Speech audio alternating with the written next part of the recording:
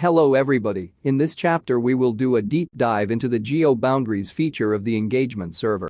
We will explain the monitoring of the Geo Boundaries including the terminology. Create 3 Geo Boundaries using the various options that are available and also briefly discuss the Geo Boundary monitoring flow. It is assumed that you already have access to the trial account of the Foundry which has engagement provision. It's also highly recommended that you finish all the chapters of the beginner's track and also all the previous chapters of this track before you continue with this chapter. Let's start with the introduction to the Geo Boundary terminology. First is the Geo Boundary Radius. The Geo Boundary is an area that is defined by a circle which has a latitude and longitude as the center and with the radius. The radius of such Geo Boundary is called as a Geo Boundary Radius. The next is radius of interest. The larger arbitrary radius within which you would like to monitor all the Geo Boundaries is called as radius of interest. The radius of interest determines the number of the Geo Boundary set you would like to monitor at any point of time. The next is the refresh boundary. The refresh boundary is an arbitrary circle within radius, which when crossed will cause a new set of Geo Boundaries to be monitored. In an application that is installed on a device that is moving, it makes sense that the Geo Boundaries will need to be refreshed.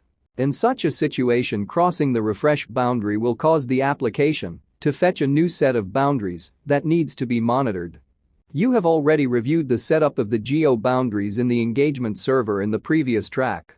In this chapter we will delve into more details of the Geo Boundary setup screen and review the complete set of options and the functionality available in the setup. Log into the engagement server and click on the locations under the engagement section. Click on the Add New to start the creation of a new Geo Boundary. The Geo Boundaries can be added by entering an address or by dropping the pin at the required location. In this one we are just going to go ahead and enter the address first. We will enter the address of the HCL office in New Jersey, so as you can see, once that particular address has been chosen from the drop-down, you will see that the latitude and longitude are already pre-populated. I will keep the radius as 25 miles just for the sample, and then we can give the location name as HCL New Jersey office. The next option is to drag and drop this particular pin to any location that we want to, and as you can see here the location changes, and also the latitude and longitude value is updated. Now I can go ahead and click on the radius here and give an 100-mile radius. Zoom in here, you will see that now it has taken a 100-mile radius.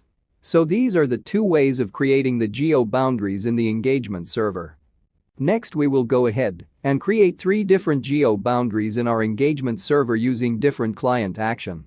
As you can see here, there are the 3 different options that are available in the client actions, which is Notify Engagement Server, the local client location and the custom business logic. For the location name, let's go ahead and call this as test with Notify Engagement. I have typed in description. Tags are values that can be associated with the Geo Boundaries, and tags allow you to filter a set of Geo Boundaries. I will enter the name for all the Geo Boundaries that we are going to create as New Jersey location. Metadata is additional data that is associated with the Geo Boundaries that you create. In this case I am going to give the metadata as store open time and the store close time. As you can see now, this metadata is associated with this particular Geo Boundary that we are just creating, and then this metadata can be used to apply some useful logic based upon the store open time and the store close time. I have chosen the client action as a Notify Engagement Server. We'll just go ahead and click on Save right now, and we have successfully created and saved a Geo Boundary with that particular client action, which is called as Notify Engagement. So now let's go ahead and create another Geo Boundary. I will choose a location of the Geo Boundary the same as before, which is at HCL location in New Jersey. We will give the radius as 25 miles like before, and the name of this location will be test with local client notification. We will enter the description for this location also. Next, for the tag value, I'm going to give the same one as before, which is New Jersey location. For the client action we are going to choose local client notification. Now this local client notification, as you can see here, is going to cause a text area to be open where you're asked to enter the local client notification that has to be displayed. So this local notification option essentially means that When the device enters into that particular geo boundary, the device is going to show the local notification of whatever you have defined here. I will just enter a message here called as welcome to New Jersey store. So now, once the user enters into this particular geo boundary, with this particular client action of local client notification, it is going to pop up a local notification on the device that says welcome to New Jersey store. For the metadata, we are going to enter the same values as before. Click on Save to go ahead and save this geo boundary. Let's go ahead and create a third geo boundary now with the same address as the one that we have used before, which is the HCL location at New Jersey. This one will be called as test with custom logic notification.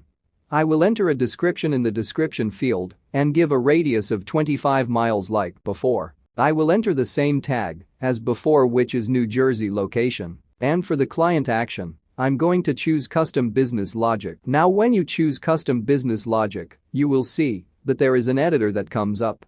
This is a JavaScript editor where you can enter any JavaScript code. So what this essentially means is, once the customer enters into this particular geo boundary with the app install, the app can monitor that the customer has entered into this particular geo location and execute any kind of code that has been entered here and saved with this geo boundary. As you can see, I have entered a simple JavaScript code here that is going to alert the user with the message, welcome to the New Jersey store, once the user enters into this particular geo boundary, so that now, this code is going to be executed by the client application on the device. For the metadata, I am going to enter the same as before, which is the store open time and store close time. Click on Save now to go ahead and save this geo boundary. That's it. We have successfully created 3 geo boundaries with 3 different client actions, and now these 3 geo boundaries can be successfully monitored from a client application and different notifications can be displayed. Next, we are going to talk a little bit about the geo boundary monitoring from the client applications. Once the geo boundaries have been created in the engagement server, these geo boundaries have to be successfully monitored by the client applications to do something meaningful. At a high level, the Geo Boundary Monitoring will involve using the SDK Geo Boundary Monitoring API. The SDK API in turn invokes the Engagement Server API to retrieve the list of the geo boundaries in a radius of interest and then passes them on to the framework to monitor.